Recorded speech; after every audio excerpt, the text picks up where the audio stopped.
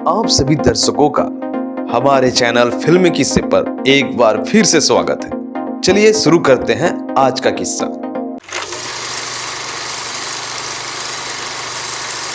यूं तो भारतीय फिल्म और टेलीविजन के इतिहास में ऐसे बहुत से सितारे हुए हैं जिन्हें उनके प्रशंसक बहुत ही प्रेम करते हैं, लेकिन आज हम जिस सितारे की बात कर रहे हैं उनसे उनके प्रशंसक उन्हें केवल प्रेम नहीं बल्कि पूजा करते हैं।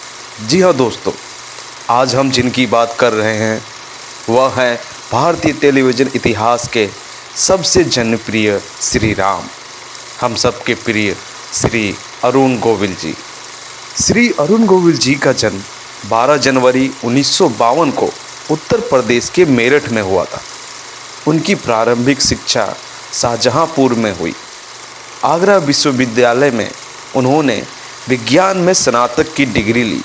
उनके पिता श्री चंद्र प्रकाश गोविल जी उन्हें सरकारी नौकरी में देखना चाहते थे, लेकिन श्री अरुण गोविल जी की हार्दिक इच्छा थी कि वो कुछ ऐसा करें जिनसे लोग हमेशा के लिए उन्हें याद रखें। श्री अरुण गोविल जी के बड़े भाई श्री विजय गोविल जी बम्बई में बिजनेस किया करते थे। उनकी पत्नी तबस्सुम जी भारतीय हिंदी फिल्मों में बाल कलाकार के रूप में काम कर चुकी थीं। बड़े भाई के बुलावे पर श्री अरुण गोविल जी बम्बई आते हैं अपने बड़े भाई के बिजनेस में सहयोग करने के लिए, लेकिन बड़े भाई के बिजनेस में उनका मन नहीं लग रहा था। ऐसे में उनकी भाभी तबस्सुम जी श्री अरुण गोविल जी की मुलाकात राजश्री प्रोडक्शन के मालिक श्री ताराचंद बड़जात्या से करवाती हैं। श्री ताराचंद बड़जात्या श्री अरुण गोविल जी से बहुत ही प्रभावित होते हैं और अपनी फिल्म पहेली में उन्हें अभिनय करने का मौका देते हैं। फिल्म पहेली साल 1977 में रिलीज हुई थी। श्री अरुण गोविल जी राजश्री प्रोडक्शन के साथ अगली फिल्म करते हैं सावन को आने दो। 1979 में रिलीज हुई सावन को आने दो बहुत बड़ी हिट साबित होती है और श्री अरुण गोविल जी स्टार बन जाते हैं। उसी साल उनकी राजश्री प्रोडक्शन द्वारा निर्मित 2 और फिल्में रिलीज होती है, सत्यन बोस की सांच को आँच नहीं और विजय कपूर की राधा और सीता। 1985 में श्री अरुण गोविल जी छोटे पर्दे की ओर रुख करते हैं और भारतीय टेलीविज़न चैनल दूरदर्शन के लिए रामानंद सागर की विक्रम और बेताल में महाराजा विक्रम का चरित्र करते हैं। अब तक श्री अरुण गोविल जी एक प्रसिद्ध अभिनेता बन चुके थे, परंतु भगवान श्री राम जी ने उनके लिए इससे भी अधिक कुछ सोच रखा था। विक्रम और बेताल के दौरान ही उन्हें पता चलता है श्री रामानंद सागर जी दूरदर्शन के एक और धारावाहिक रामायण बनाने वाले हैं। फिर क्या था, वो भी चल दिए ऑडिशन देने। प्रारंभिक ऑडिशन में श्री अरुण गोविल जी भगवान श्री राम जी के चरित्र के लिए नकार दिए जाते हैं।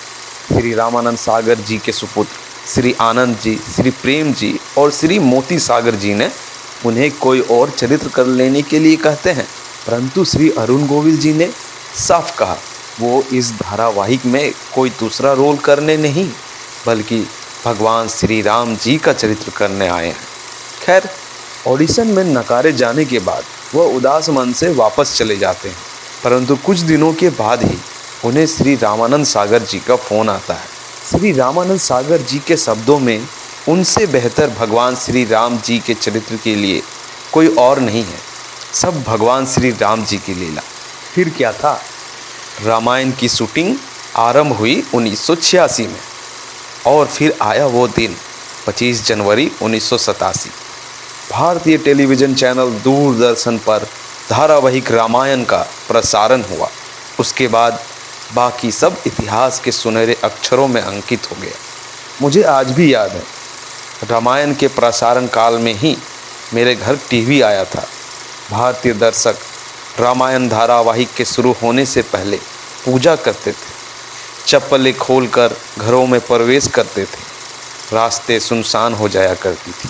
मैं किसी दूसरे चरित्र से इतना प्रभावित नहीं हुआ जितना श्री अरुण गोविल जी द्वारा निभाए गए भगवान श्री राम जी के चरित्र से हुआ। हिंदी सीखने की प्रखर अभिलाषा रामायण देखने के बाद ही हुई। लॉकडाउन के साल 2020 में रामायण का दोबारा से दूरदर्शन पर प्रसारण हुआ। नई पीढ़ी को भी रामायण और भगवान श्री राम जी के चरित्र को देखने का अवसर मिला।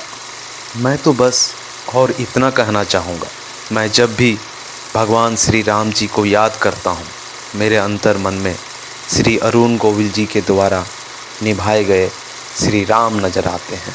12 जनवरी श्री अरुण गोविल जी का जन्मदिन है।